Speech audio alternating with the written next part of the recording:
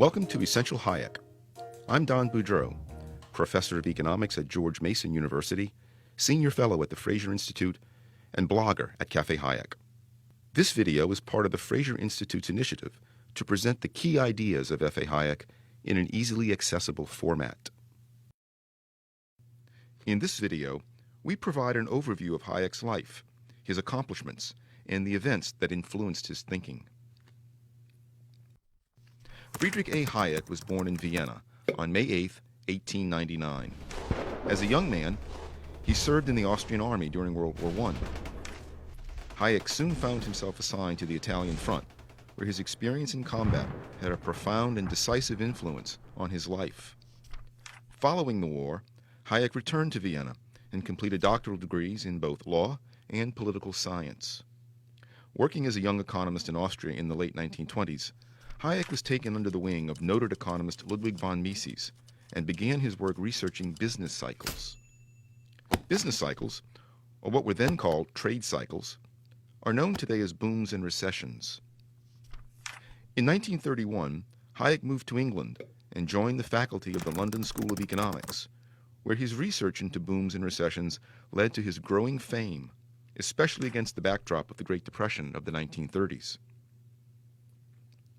During this time, Hayek crossed paths with his greatest intellectual rival, John Maynard Keynes, who promoted the idea that governments could actively and successfully manage the economy.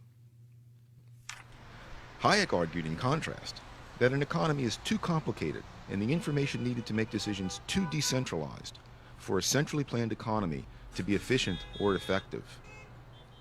Eventually, most economists and policymakers embraced Keynes's view of the world and the role of government, which came to dominate economic thinking for the next 40 years.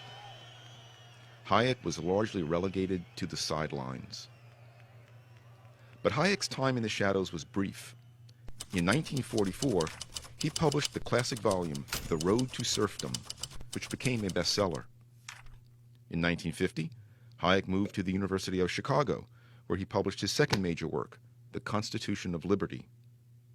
Subsequent years would see the publication of two more big think books, the 3-volume Law, Legislation, and Liberty, and, in 1988, The Fatal Conceit. In 1974, Hayek was awarded the Nobel Prize in Economics, finally earning the professional acclaim that he had lost with his refusal to jump onto the Keynesian bandwagon. In 1991, the collapse of the Soviet Union provided further vindication for Hayek's notion that central planning by government simply does not, indeed cannot, work. Readers interested in exploring Hayek's theories in greater depth are encouraged to read his works directly. I recommend starting with The Road to Serfdom, and economics students might wish to start with Hayek's influential 1945 essay, The Use of Knowledge in Society. To learn more and to download Essential Hayek for free, visit www.essentialhayek.org.